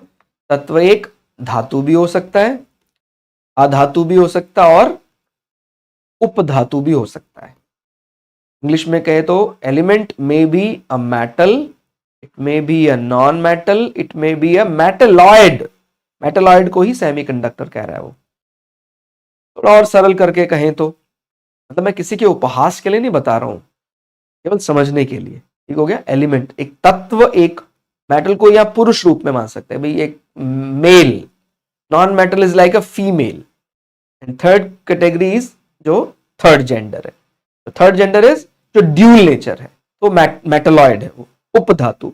आधा धातु की तरह बर्ताव करता है, आधा अधातु की तरह बर्ताव करता है, तो वो मेटलॉइड है, उपधातु है, सेमीकंडक्टर है। सिलिकॉन आपको पता है, सिलिकॉन किसमें सबसे ज्यादा होता है? रेत के कणों में जो चमकने वाले कण है सब सिलिका बोलते हैं ना, SiO2, सिलिका। इसमें सिलिकॉन भरा होता है। सिलिकॉन हमारे घरों में भी बहुत इस्तेमाल होता है ये रेत में। तो गर्मी में आपको पता है घर बहुत तपते हैं, बहुत ज्यादा, माने 0 डिग्री के आसपास तक तो फिर भी ये कंडक्शन इतना ज्यादा नहीं करता, लेकिन जैसे तापमान बढ़ेगा ये और ज्यादा कंडक्ट करने लग जाएगा। तो जो सीमेंट का घर है वो तो गर्मी वाले क्षेत्रों के लिए अभिशाप है। ठंड में तो फिर भी, क्योंकि आप जानते हैं जो सेमीकंडक्टर की प्रॉपर्टीज होती हैं वो जैसे जैसे तापमान बढ़ता है वो और ज्यादा कंडक्ट करने लग जाती है। सेमीकंडक्टर अगर वो एब्सोल्यूट टेम्परेचर पर होगा तो कंडक्ट ही नहीं करेगा, मतलब ठंडे क्षेत्रों में वो कंडक्ट नहीं करेगा या कम कंडक्ट करेगा। लेकिन जैसे ही तापमान बढ़ जाएगा, मतलब अगर हमारे एरिया में, हमने राजस्थान में पहले, जैसलमेर में हमारा बहुत पुराना घर था, पुश्तैनी घर था, उदाहरण देकर बता रहा हूं, केवल मेरा कोई पुश्तैनी घर नहीं है, मैं केवल उदाहरण देकर बता रहा हूं। जैसलमेर में मान लीजिए हमारा पुराना पुश्तैनी घर था, तो वहां पर पहले 50 डिग्री सेल्सियस भी हो जाता था, हमें कोई दिक्कत नहीं, बिंदास। हमारा घर क्योंकि किसका बना हुआ था? कच्ची मिट्टी का, जमीन के नीचे, या नॉर्मल भी, या जमीन के नीचे नहीं भी है तभी भी वो कच्ची मिट्टी का यदि है तो आपको पता है कच्ची मिट्टी ऊष्मा की कुचालक, बैड कंडक्टर ऑफ हीट। तो कच्ची मिट्टी का मकान गर्मियों में ठंडा रहेगा क्योंकि वो बाहर की हीट को अंदर नहीं आने देगा, और ठंड में गर्म रहेगा क्योंकि वो अंदर की गर्मी को बाहर नहीं जाने देगा। ठीक हो गया। तो फायदा कर रहा है। लेकिन जैसलमेर में अब हमने जो नया घर बनाया, देखा देखी मतलब, वो हमने बनाया बढ़िया जी। वो कौन सा सीमेंट है? अभी सीमेंट की ऐड लूंगा फिर कंपनी वाले कहेंगे सर हमारी कंपनी का नाम ले रहा है, इसलिए वैसे आप समझ लो कि कोई हमने सीमेंट का घर बना दिया, तो सीमेंट में ज्यादातर पार्ट ही तो सिलिका है, रेता। अब ये 50 डिग्री तापमान पर बढ़िया जबरदस्त कंडक्टर बन गया हमारा घर। कंडक्टर बन गया मतलब बाहर गर्मी है तो अंदर भी गर्मी जबरदस्त। लाइट है तभी भी पसीना आ रहा है, लाइट नहीं है तब तो आ ही रहा है पसीना। घर हमारा कबाड़ा हो गया। पहले कितना अच्छा घर था, लाइट हो या ना हो पसीना नहीं आता था। तो पसीना माने वो अच्छा है बहाना मेहनत करके, लेकिन जब व्यक्ति थोड़ी देर शांति से विश्राम करना चाहता है अपने घर में, तो विश्राम भी नहीं कर पा रहा है क्योंकि उसका घर सीमेंट का है, इतना तपता है। तो आप इस बात को समझ रहे होंगे कि कोई ना कोई इंसुलेशन तो होना चाहिए उसको, हीट को रोकने का, नहीं तो फिर वो तपता ही रहेगा। हालांकि इस पर अब काम भी हो रहा है, उसके ऊपर फिर आजकल इंसुलेशन लगाने लगे हैं कई लोग, जिप्सम का प्रयोग करने लगे, पुराना चूने की पुताई करा रहे हैं ताकि वो हीट को ज्यादा एब्जॉर्ब ना करे। तो आपको ये बात समझ में आई कि पूरी कन्वर्सेशन का निष्कर्ष क्या है कि जो सेमी कंडक्टर होता है, सेमी कंडक्टर या उपधातु, ये ठंड में तो फिर भी अधातु की तरह बर्ताव करेगा, लेकिन जैसे जैसे गर्मियां बढ़ती जाएगी ये क्या बन जाएगा, धातु।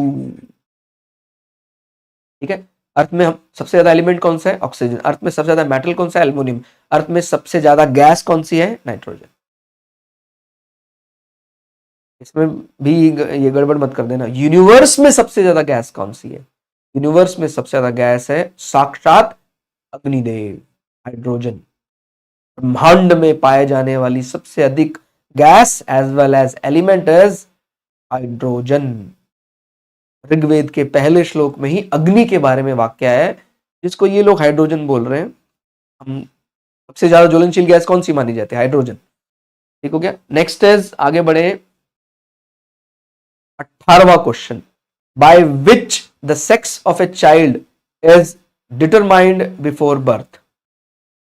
बच्चे का जो लिंग है वो सुनिश्चित होता है किसके द्वारा, स्पर्म्स ऑफ फादर और या ovum of mother, both first and second, या न्यूट्रिशन ऑफ मदर, या जो माता खाना खाती है उससे कुछ ऐसा है। तो ध्यान रखना है, बच्चे का जो लिंग है, होने वाली संतान बेबी बॉय हो सकता है, बेबी गर्ल हो सकता है।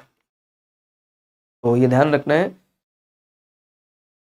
नेचुरल बेबी बॉय या बेबी गर्ल होने में फिलहाल जो हमारी माना कानूनी प्रक्रिया कह लें आप, हमारा जो संवैधानिक चीज है उसमें कोई अपराध नहीं है अगर वो प्राकृतिक रूप से बॉय हो या गर्ल हो।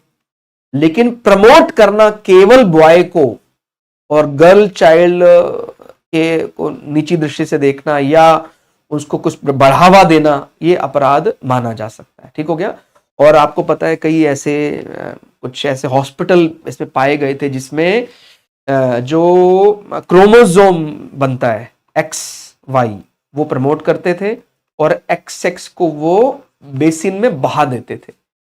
मतलब वो लड़की तो बनने ही नहीं देते थे। आपने सुना होगा टेस्ट ट्यूब बेबी जो कॉन्सेप्ट है, ये उसलिए धारण किया गया था कि भाई अगर किसी के गर्भाशय में, किसी के यूटेरस में कोई महिला के प्रॉब्लम है, कुछ ऐसा है, तो उसको टेस्ट ट्यूब बेबी कॉन्सेप्ट मदद कर सकता है। लेकिन इन्होंने इस प्रोसेस का, इस विज्ञान का फायदा की बजाय मैंने इसको एक गलत रूप में इसका इस्तेमाल किया, टेस्ट ट्यूब बेबी का। ये क्या करते थे, जब स्पर्म और ओवम सेल को मिलाते थे रेंडमली, तो आप जानते हैं रेंडमली कभी एक्स एक्स बन सकता है या एक्स वाई बन सकता है। तो ये गारंटी लेते थे कई हॉस्पिटल वाले, या ये अपराध है हालांकि, कि भाई अगर एक्स एक्स बनेगा तो हम उसको बहा देंगे, उसको मतलब इसको संतान बनने ही नहीं देंगे, और एक्स वाई बनेगा तो ही बनने देंगे, तो वो रोपित करेंगे। तो एक्स वाई बनेगा तो क्या होगा, ये बेबी बॉय होगा, और एक्स एक्स बनेगा तो क्या होगा, बेबी गर्ल होगा। इसमें मुख्य भूमिका किसकी है, इस प्रथम दृष्टा सुनने में ऐसा लग रहा होगा सर इसमें तो दोनों की भूमिका है। नहीं, पिता या पुरुष शरीर में ही वाई क्रोमोसोम होते हैं। ठीक हो गया। माने जो जेंडर डिसाइड करता है किसी पुरुष का या महिला का, वो वाई होता है, और वाई क्रोमोसोम आखिरी पेयर केवल पुरुषों के पास ही होता है। ठीक हो गया। तो जब भी कभी ये एक्स एक्स या एक्स वाई का अंतर आपको एग्जाम में आए, या कहीं कौन अहम भूमिका निभाता है, father plays important role in sex determination. ठीक हो गया। लिंग निर्धारण में पिता अहम भूमिका निभाता है। ठीक हो गया। इसीलिए कई जगह ऐसा भी जो प्रचलन में था पहले, अभी शायद अभी तो नहीं है, कि भाई ये तो दो बेबी गर्ल हो गए हैं तो ये माँ का क्या कमी है क्या, इस प्रकार की जो कुछ मान्यताएं कहीं ऐसा रहा होगा, तो वो भी इस बात को समझ लें कि इसमें ये पिता के पास है वाई क्रोमोसोम, माँ के पास वो क्रोमोसोम वाई नहीं है। ठीक हो गया। तो ये चीज विज्ञान में भी साफ साफ मेंशन है।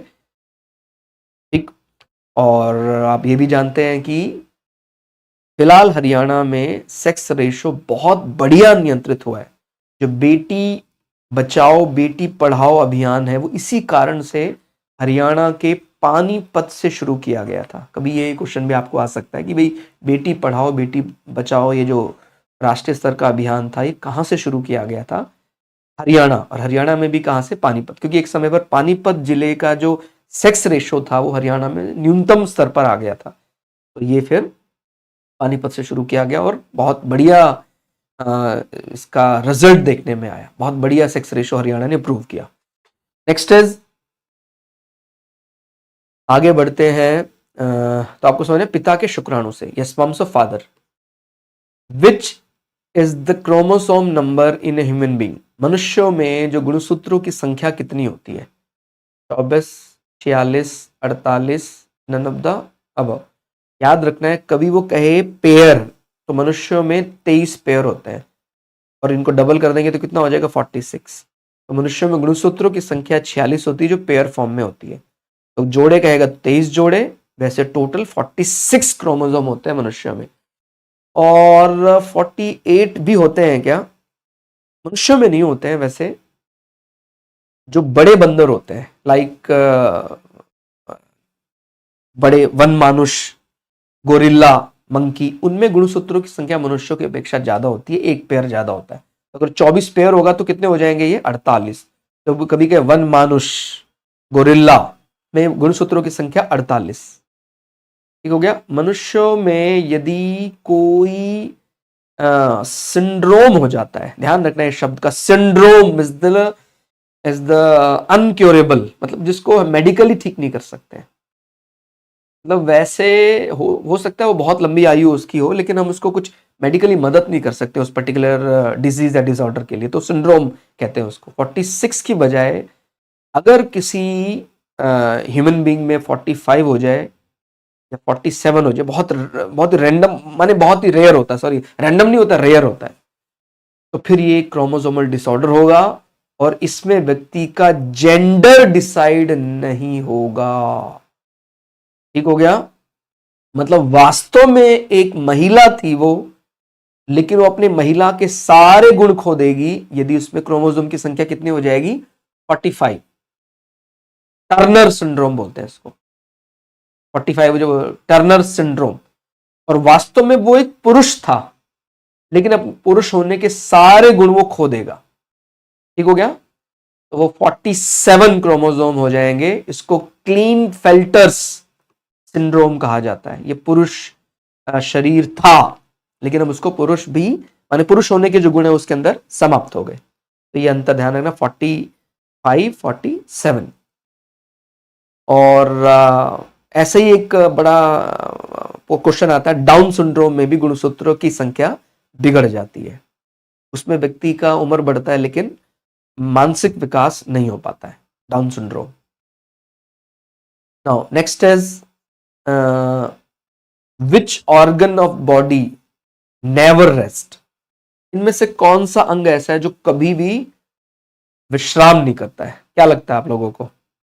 आंखें। कहता सर आंखें हमेशा ही देखती रहती हैं, सोते समय इनको विश्राम मिल जाता है। पेनक्रियास यानी अग्नाशय। क्या लगता है? कहता सर सोते का पता नहीं, बाकी दिन में तो काम करता ही है। लीवर। लीवर भी खाते समय ज्यादा करता होगा, शायद सोते समय कम करता होगा। हार्ट, इसके बारे में क्या ख्याल है? अगर इसकी बजाय एक और ऑप्शन होता ब्रेन, फिर लोग ज्यादा कंफ्यूज होते हैं। ज्यादातर इसी में लोग फंसते हैं, ब्रेन या हार्ट। कौन है जो बहुत ज्यादा बिजी है? ध्यान रखना है, ब्रेन का तो लोड फिर भी सोते समय थोड़ा सा कम हो जाता है, हार्ट का लोड कम नहीं होता है। अगर इसने 10 मिनट की छुट्टी ले ली तो हमारी छुट्टी हो जाएगी। ठीक हो गया। ये हमारे बॉडी का सबसे बिजी पार्ट माना जाता है और आज के समय पर दुर्भाग्य से ज्यादातर लोग मनोरोग से क्योंकि पीड़ित हैं, और हम मन का संबंध किससे मानते हैं? हमारे हार्ट बीट के साथ। बुद्धि का संबंध ब्रेन, ठीक हो गया, और मन कहता मेरा लॉजिकली तो करेक्ट है लेकिन मेरा दिल है कि मानता नहीं। तो दिल की बात कभी होगी, मन की बात होगी तो हार्ट। इसलिए ज्यादा मानसिक जो असंतुलन हो रहा है, हम मन की गलत सलत भी माने जा रहे हैं। इस कारण से हमें हार्ट डिजीज का सामना ज्यादा करना पड़ रहा है। इसीलिए नियम पर चलना चाहिए। वो चीज इसलिए नहीं खानी है क्योंकि वो मेरे दिल को अच्छी लगती है, वो इसलिए खाना है क्योंकि वो मस्तिष्क कहता है कि वो वास्तव में ही अच्छा है, वो उसके अंदर जो जो न्यूट्रिशंस है वो शरीर को अच्छा रखेंगे। लेकिन दिल है कि मानता नहीं, और दिल जब तक मानेगा नहीं तब तक हार्ट अटैक थमेगा नहीं। इसलिए हमें कोशिश करनी है कि अनावश्यक टेंशन देनी नहीं है, अनावश्यक टेंशन लेनी नहीं है। ठीक हो गया। तो हृदय ही वो पार्ट है। इसकी थोड़ा बिजनेस का अंदाजा लगाते हैं कितना बिजी है। हार्ट 1 मिनट में 72 से 80 टाइम्स का जो बीटिंग टाइम कह सकते हैं। और तो अगर आप हर बीट के बीच का गैप निकालना चाहें तो 0.8 सेकेंड के अंदर अंदर ही अगला बीट हो जाता है। 1 सेकेंड भी पूरा नहीं होता, एक धड़कन हुई उसके 0.8 सेकेंड के अंदर दूसरी धड़कन हो जाएगी।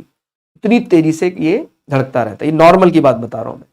और जो भी नवजात शिशु होते हैं उनमें ये हार्ट बीट बहुत ज्यादा भी जा सकती है, 120 टाइम्स भी जा सकती है, 120।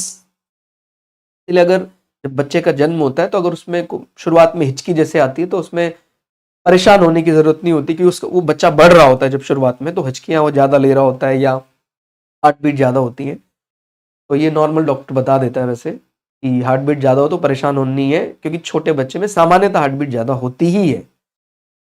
और आपको पता है हार्ट बीट का डायरेक्ट संबंध हमारे ब्लड प्रेशर से। हार्ट जितना ज्यादा तेज वाइब्रेट करेगा ब्लड प्रेशर भी उतना ही ज्यादा होगा। ठीक हो गया। ब्लड प्रेशर अगर नॉर्मल आदमी का हाई में नोटिस किया जाता है तो 120 mm हाई में, और नॉर्मल आदमी का लो में जो ब्लड प्रेशर, लो का मतलब जैसे एक पंप की तरह वो बार बार अप डाउन हो रहा है, तो लो में कितना डाउन गया, हाई में कितना हाई गया, ये देखना है अपने को। ठीक हो गया। Heart is like a pump, pumping system. कभी के हमारे हृदय में पंप की संज्ञा किसे कहें, सबमर्सिबल पंप। ठीक हो गया। सबमर्सिबल पंप नहीं, एक नॉर्मल बहुत छोटा सा पंप है। ये एक ऐसा पंप है जो केवल 5 वाट में काम कर रहा है। मतलब एक हमारे घर का जो एलईडी बल्ब है 10 वाट का, उससे भी आधे वाट पे काम करता है। लेकिन इतने बड़े बड़े काम है इस पंप के। ये 5 वाट जो पावर ले रहा है हमारा हृदय, ये पूरे शरीर को ब्लड सर्कुलेट करता रहता है। आपकी हाइट नॉर्मली 5 से 6 फीट होती है, तो सोचो वो पानी से भी ज्यादा डेंस लिक्विड को वो छोटा सा 5 वाट का पंप सर्कुलेट करवा रहा है। यानी कूलर में जो हम पंप लगाते हैं वो भी इससे ज्यादा होता है। कूलर में जो वाटर पंप होता है ना, जिसको आप टुलू पंप भी कह देते हैं, वो भी 70 to 80 वाट का पंप होता है। और ये केवल 5 वाट का पंप है हमारा हृदय, और वो 5 से 6 फुट ऊंचाई पर वो माने नीचे लेकर जा रहा है, खून को ऊपर लेकर जा रहा है, ऑक्सीडाइज करने के काम में लगा हुआ है। तो सबसे एफिशिएंट पंप माना जा सकता है हृदय। लेकिन जब हम अनावश्यक सोच में जाएंगे, डिप्रेशन में चले जाएंगे, टेंशन ज्यादा ही लेंगे, तो फिर वो हार्ट बीट अबनॉर्मल हो जाएगी और हमें हमारी छुट्टी हो जाएगी। ये ध्यान रखना है। खाना पीने के साथ साथ वैचारिक नियंत्रण भी रखना है। एक तो होता है खान पीन का नियंत्रण। अब आजकल लोग शायद खान पीन के तो फिर भी डाइट चाइट वगैरह बना रहे हैं, लेकिन वैचारिक नियंत्रण नहीं है। रात को कहता है जी टेंशन इतनी है, नींद ही नहीं आती है। अब जब नींद नहीं आएगी, हमने इतना अधिक लोगों के साथ छल बल किया हुआ है, तो फिर वो नींद नहीं आएगी, तो फिर हृदय अब नॉर्मल हो जाएगा, अटैक आ सकता है। इसलिए सरल हृदय से रहना और मस्तिष्क की जो लॉजिकली करेक्ट बात है वो मानना। वो व्यक्ति हृदयघात का शिकार या हार्ट अटैक का शिकार सामान्यतः नहीं होगा या बचा रहेगा। तो आपको यही समझाना है कि अपने डाइट चार्ट के साथ साथ हमारा जो फिलॉसफी चार्ट या हमारा थॉट चार्ट है वो भी सुधारना पड़ेगा हमें। टेंशन लेना नहीं है। ठीक हो गया। और इसको ब्लड प्रेशर को मापने का डिवाइस कौन सा होता है, स्पिग्नोमैनोमीटर। स्पिग्नोमीटर भी कह देते हैं कई दफा। 120 mm से 80 mm के बीच में अगर आपका ब्लड प्रेशर है तो नॉर्मल है। इससे ज्यादा है तो हाई ब्लड प्रेशर, इससे कम है तो लो ब्लड प्रेशर। कई बार लोग ऐसे भी होते हैं उनको दोनों में गड़बड़ आ जाती है। लो वाला 80 के नीचे जा रहा, हाई वाला 120 के ऊपर जा रहा है। लो वाला मान लीजिए 70 चला गया, हाई वाला 140 चला गया था जी। तो ऐसे पेशेंट थोड़े क्रिटिकल होते हैं संभालने। वो क्या मेडिसिन दे, पता लगा हाई करने वाली दे दी तो फिर ये लो वाले में और दिक्कत आ जाएगी। ठीक हो गया। तो बट नॉर्मली हम ये पढ़ते हैं साइंस में कि जो एसिडिक भोजन बहुत करते हैं, एसिडिक भोजन, अम्लीय भोजन, प्रिजर्व फूड बहुत खाते हैं, रखा हुआ जो आजकल आते हैं प्रिजर्व फूड बहुत आते हैं, उनमें एसिड एसिड होते हैं। ठीक हो गया। एसिड का इस्तेमाल ज़्यादा करने से ब्लड प्रेशर बढ़ जाएगा। और जो भी हमारे खान पान में चाय की मात्रा ज़्यादा है, टी है, कॉफ़ी है, ये ब्लड प्रेशर बढ़ाती है। तो जो ब्लड प्रेशर लो वाले उनके लिए तो ये वरदान हो सकता है। मैं प्रमोट नहीं कर रहा हूँ, बट मैं कह सकता हूँ कभी कभी आप ये टी कॉफ़ी इस्तेमाल करने पर जो लो बीपी वाले हैं उनको आराम मिल सकता है। बट आपका पहले ब्लड प्रेशर हाई और आप कह रहे हैं मुझे चाय पिला दो, तो अटैक तो आएगा ही। इसीलिए ब्लड प्रेशर मापना है अपने को। अगर ब्लड प्रेशर हाई है तो चाय नहीं, जूस जो है जैसे गन्ने का रस ब्लड प्रेशर घटाने का काम करेगा। उसका नेचर बेसिक माना जाता है। ज्यादातर फलों के जो नेचुरल रस है, मैं वही बता रहा हूं, जो पैक्ड जो अलग अलग फ्रूट्स है वो अलग नहीं, क्योंकि पैक्ड फ्रूट में क्या होता है, उसमें फ्रूट जूस में कोई एसिड होता है, या कहीं जैसे 1 लीटर आपने जूस खरीदा उसमें केवल 400 ml ही रस है, बाकी सब वो जैसे बेंजोइक एसिड वगैरह उसमें प्रिजर्वेटिव मिलाए जाते हैं, वो एसिड आपका ब्लड प्रेशर अनकंट्रोल कर देगा। तो अगर नेचुरल आप फ्रूट जूस पीते हैं वो आपका ब्लड प्रेशर लो रखेगा। ठीक हो गया। बट आप फिर यही चीज है ना, अब ये भी सब चेक करना पड़ेगा, डायबिटिक तो नहीं है बहुत ज्यादा अब डायबिटिक हो गए हैं तो फिर सब चीजें गड़बड़ा जाती हैं। ये डायबिटिक में भी पेनक्रियाज इफेक्टेड होता है, पेनक्रियाज ज्यादा थॉट, अनावश्यक टेंशन, ये अगर ज्यादा सोचेंगे तो फिर पेनक्रियाटिक जूस कम बनेगा। तो टेंशन लेने का नहीं, क्या है ना वो आपने सुना होगा, टेंशन लेने का नहीं, टेंशन भुला देने का, टेंशन दे देने का। नेक्स्ट इज यहां तक हमने, हाँ तो ये क्या है, हृदय सबसे ज्यादा बिजी है और बहुत क्वेश्चन है इसके बारे में। आप कह सकते हैं ये एक दिन में, हृदय एक दिन में 1 लाख बार धड़कता है, इकाई दहाई सैकड़ा हजार 10,000 लाख। एक दिन में 24 घंटे में हमारा हृदय 1 लाख बार धड़कता है। 24 घंटे में मनुष्य लगभग 18,000 से 22,000 बार सांस लेता और छोड़ता है, तो दोनों शामिल हो गया, एक्सेल इनहेल। ठीक है। फिर बहुत है, मतलब हृदय पर भी बहुत क्वेश्चन है। Next is presence of what distinguish a plant cell from an animal cell. Animal cell और प्लांट सेल को क्या क्या अलग करता है, तो सबसे इंपॉर्टेंट चीज तो यही है, क्लोरोप्लास्ट। ठीक हो गया। क्लोरोप्लास्ट थैली होती है प्लांट सेल में जिसमें क्लोरोफिल भरा होता है, जिसके कारण से वो प्रोड्यूसर है माना जाता है। सेल मेम्ब्रेन दोनों में होता है। लाइसोसोम नॉर्मली तो एनिमल सेल में होता है जिनको सुसाइड बैग भी बोलते हैं, बट कुछ एक्सेप्शनल प्लांट सेल में भी लाइसोसोम होता है, न्यूक्लियस दोनों में होता है। ठीक हो गया। तो क्लोरोप्लास्ट ही ऐसी चीज है जो वास्तव में प्लांट को प्लांट सेल बनाता है, क्लोरोप्लास्ट। ठीक हो गया। क्लोरोप्लास्ट के अंदर ही क्लोरोफिल पिगमेंट भरा होता है जो भोजन बनाता है। तो भोजन बनाने का जो मुख्य अंतर है, जो प्लांट को क्या बनाता है, प्रोड्यूसर, और एनिमल को क्या रखता है, कंज्यूमर। सुना होगा आपने, उत्पादक उपभोक्ता। तो उत्पादक उपभोक्ता का अंतर क्लोरोप्लास्ट या क्लोरोफिल के कारण होता है।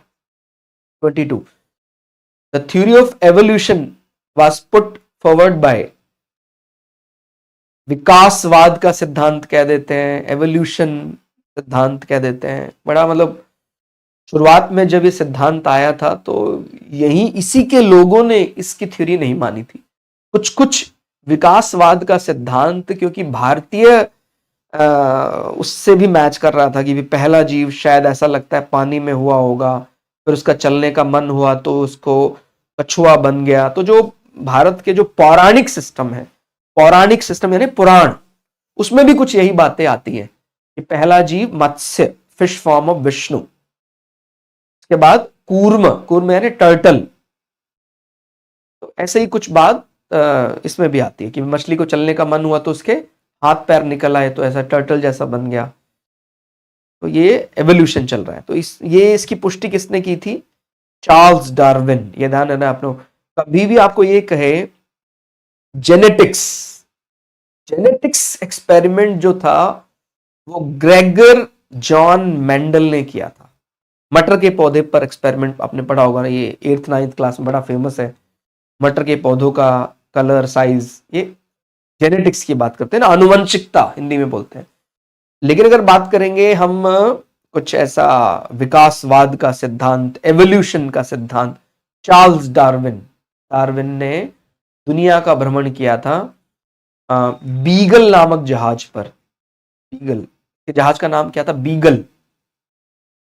ये आपके एनसीईआरटी में मेंशन है इसका जहाज का नाम, बीगल। अगला क्वेश्चन बढ़ते हैं 23। विच of the following food crops has maximum content of proteins? तो क्या है इसमें जिसमें सबसे ज्यादा प्रोटीन है? सावा, सोयाबीन, व्हीट, मेज। इसमें सबसे ज्यादा प्रोटीन है सोयाबीन।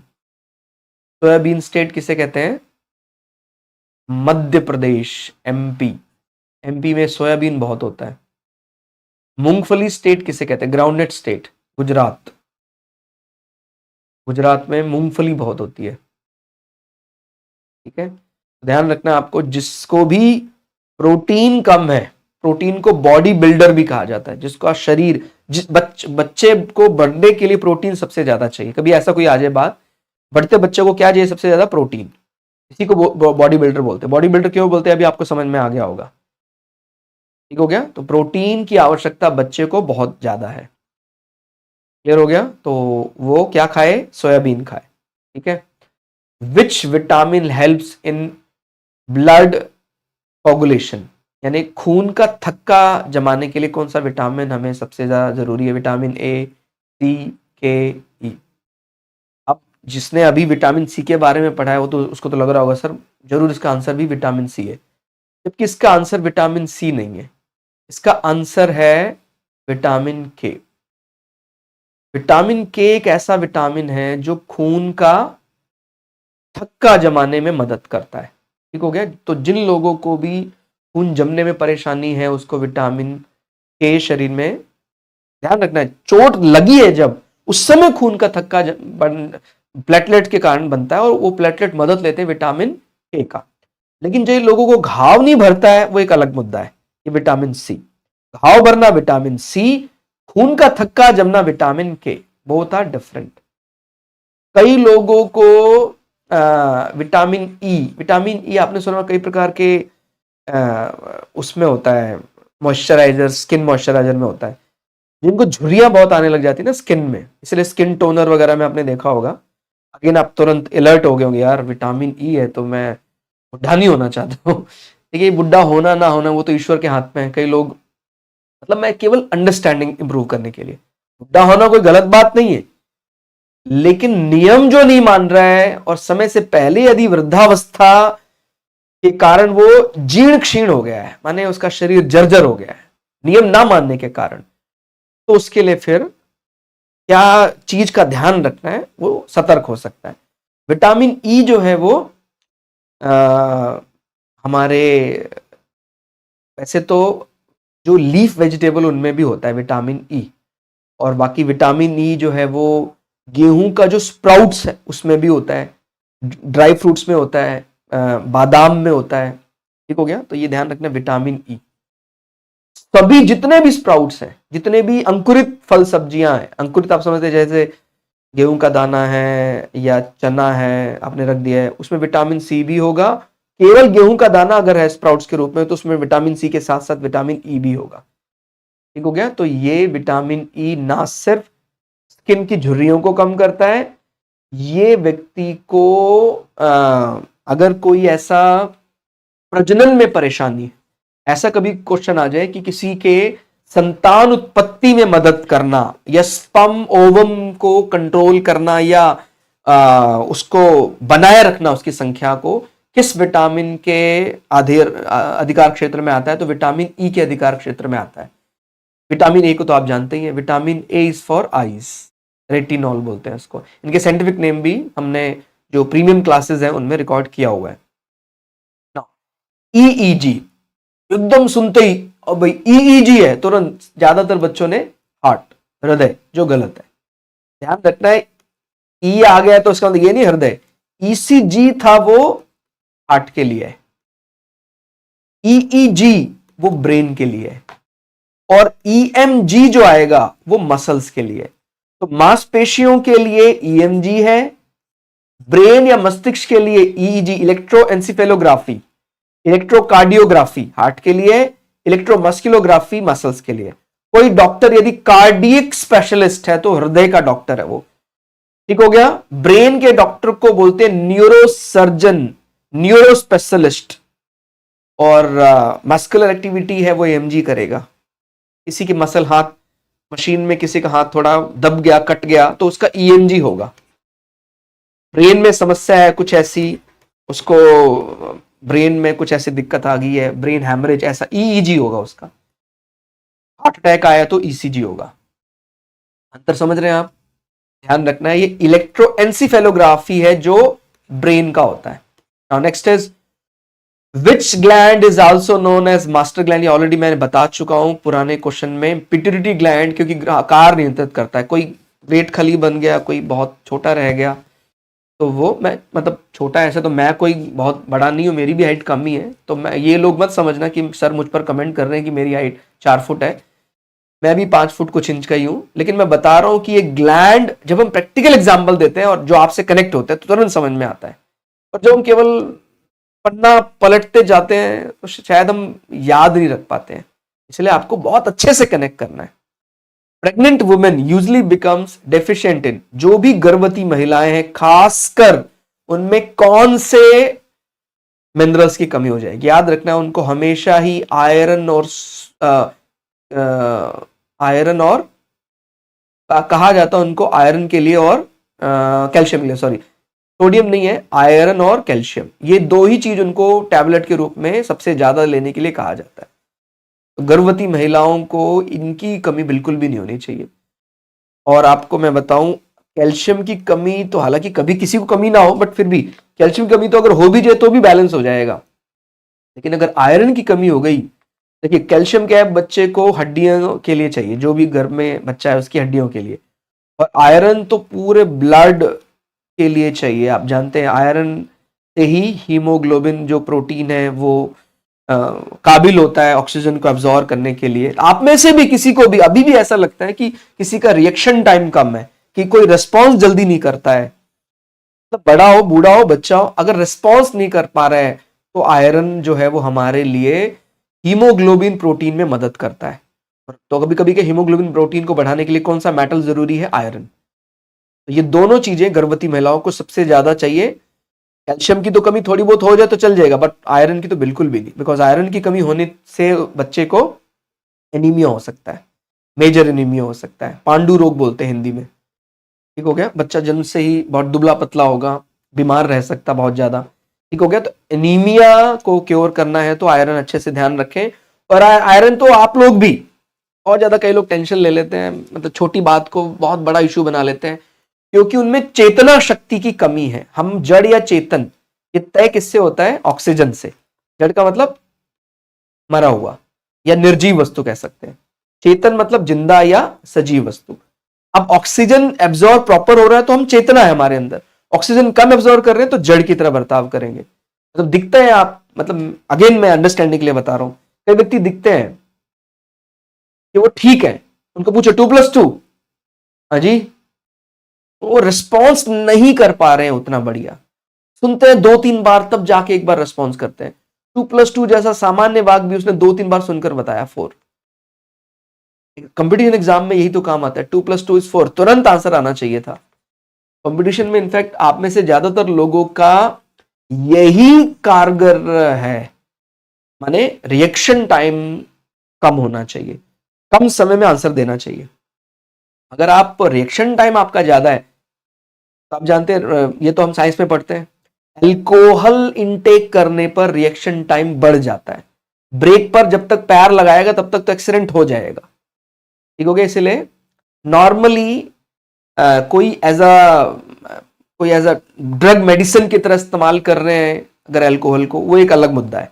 लेकिन अगर कोई इसको पैशनेट होकर, हैबिचुअल होकर, एंटरटेनमेंट पर्पस के लिए अल्कोहल का इस्तेमाल अति होकर कर रहा है, तो निश्चित उसका रिएक्शन टाइम बॉडी का बढ़ जाता है। ठीक हो गया? तो इसीलिए दूर रहना है।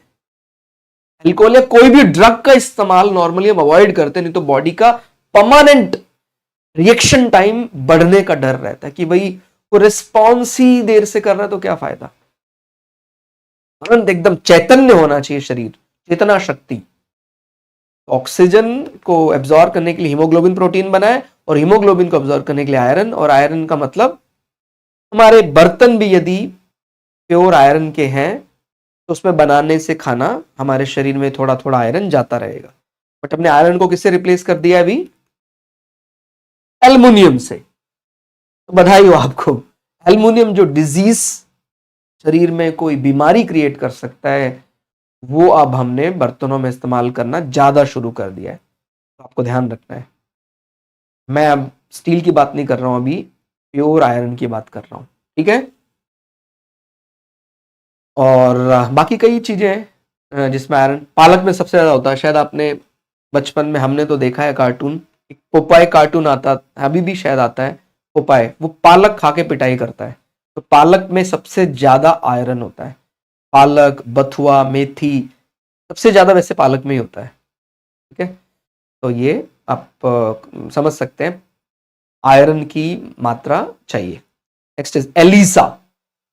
एलिसा एक टेस्ट है जो HIV एड्स की जांच के लिए किया जाता है। ठीक है? अभी इसका फुल फॉर्म शायद मुझे पूरा ध्यान नहीं आ रहा है। एंजाइम लिंक्ड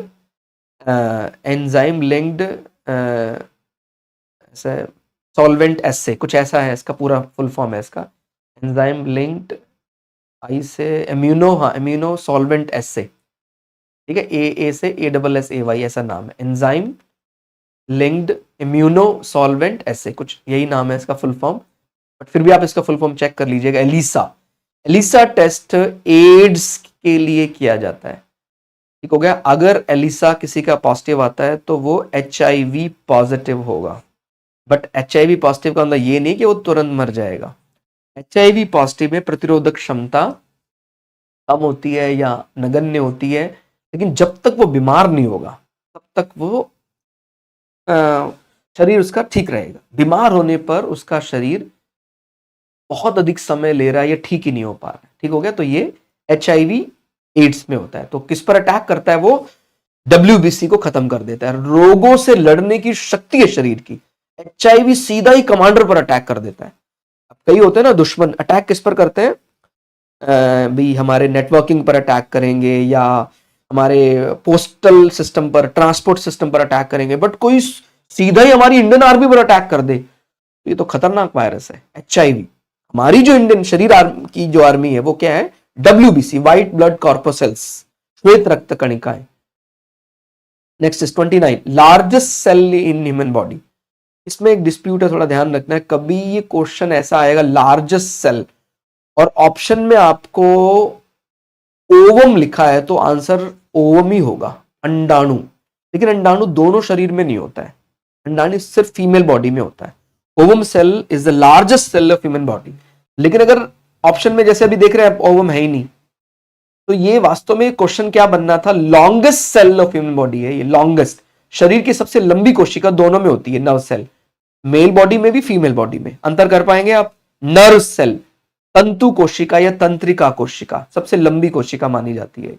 लॉन्गेस्ट सेल है ये, ब्रेन वाली। आपने शायद 9th में डायग्राम है इसका, ऐसा तारा तारा सा है ना, ऐसा स्टार जैसा डायग्राम पढ़ा होगा आपने, ब्रेन वाले चैप्टर में है मेरे ख्याल। Next is which of the following is non as body builder. मैंने बता दिया आपको, प्रोटीन बॉडी बिल्डर है। तो जो लोग बहुत प्रोटीन के डब्बे खाते हैं, प्रोटीन के डब्बे ना खाओ भाई, क्या खाओ? सोयाबीन खाओ। सोयाबीन में प्योर 40% प्रोटीन होता है। सोयाबीन के डब्बे में देखना कितना होगा जो आप डब्बा खरीद के लाओगे। ये आपके लिए मैं एक क्वेश्चन आप लोगों के लिए, कि आपने जो 5000 का किलो का डब्बा खरीदा है उसमें कितना % शुद्ध प्रोटीन है, और जो आपने 100 रुपए किलो का सोयाबीन खरीदा उसमें कितना % प्रोटीन है। आपको तो प्रोटीन ही चाहिए ना, स्वाद तो चाहिए नहीं अपने को, ये दिल है कि मानता नहीं, वो आप देखिए अभी। ठीक है ना। तो स्वाद नहीं चाहिए, हमें प्रोटीन ही चाहिए। तो प्रोटीन सबसे ज्यादा किसमें है? सोयाबीन में। तो बढ़ता बच्चे को प्रोटीन चाहिए, तो प्रोटीन सबसे ज्यादा सोयाबीन में होता है। कार्बोहाइड्रेट क्या होता है? तुरंत शक्ति के लिए। Glucose, carbohydrate. कभी भी कहे डायबिटिक्स लोगों को क्या बिगड़ जाता है? कार्बोहाइड्रेट, ग्लूकोज, शुगर बिगड़ जाता है। ठीक है, तो कार्बोहाइड्रेट तो रोटी में भी होता है। तो अगर एक बार शुगर बिगड़ गया तो फिर वो हर चीज में जिसमें भी ग्लूकोज है उसको डाइजेस्ट करने में नाकामयाब हो जाता है। फिर वो विटामिन जो है वो शरीर को वैसे कोई ऊर्जा प्रदान नहीं करता, ये रोगों से लड़ने के लिए हमें तैयार रखता है या रोगों से बचाता है। वसा है, इसको हम लॉन्ग टाइम एनर्जी बोलते हैं या लॉन्ग प्रोसेस एनर्जी कहते हैं कि भाई अगर कोई फैट एनर्जी है उसको प्रोसेस होने में काफी टाइम लगेगा, तुरंत करवाना है तो कार्बोहाइड्रेट, और उस एनर्जी का इस्तेमाल शरीर को बढ़ाने के लिए करवाना है तो प्रोटीन। और वो एनर्जी आप चाहते हैं मैं पहाड़ पर चढ़ रहा हूं, कुछ दिनों से खाया नहीं फिर भी मुझे एनर्जी देता रहेगा, तो वो fat energy, long long time energy, fat. समझ में आया? तो ये हमने आज के क्लास में क्वेश्चन कवर किए। आप लोगों को क्लास कैसी लगी कमेंट करके जरूर बताइएगा। जितना ज्यादा आप लोग क्लास शेयर करेंगे और अपने सुझाव कमेंट देंगे उतना ही ज्यादा हमारा मनोबल बढ़ता है। और ज्यादा से ज्यादा लाइक करें, सब्सक्राइब करें। मिलते हैं अगली वीडियो में, तब तक के लिए नमस्कार। आपका हृदय से धन्यवाद।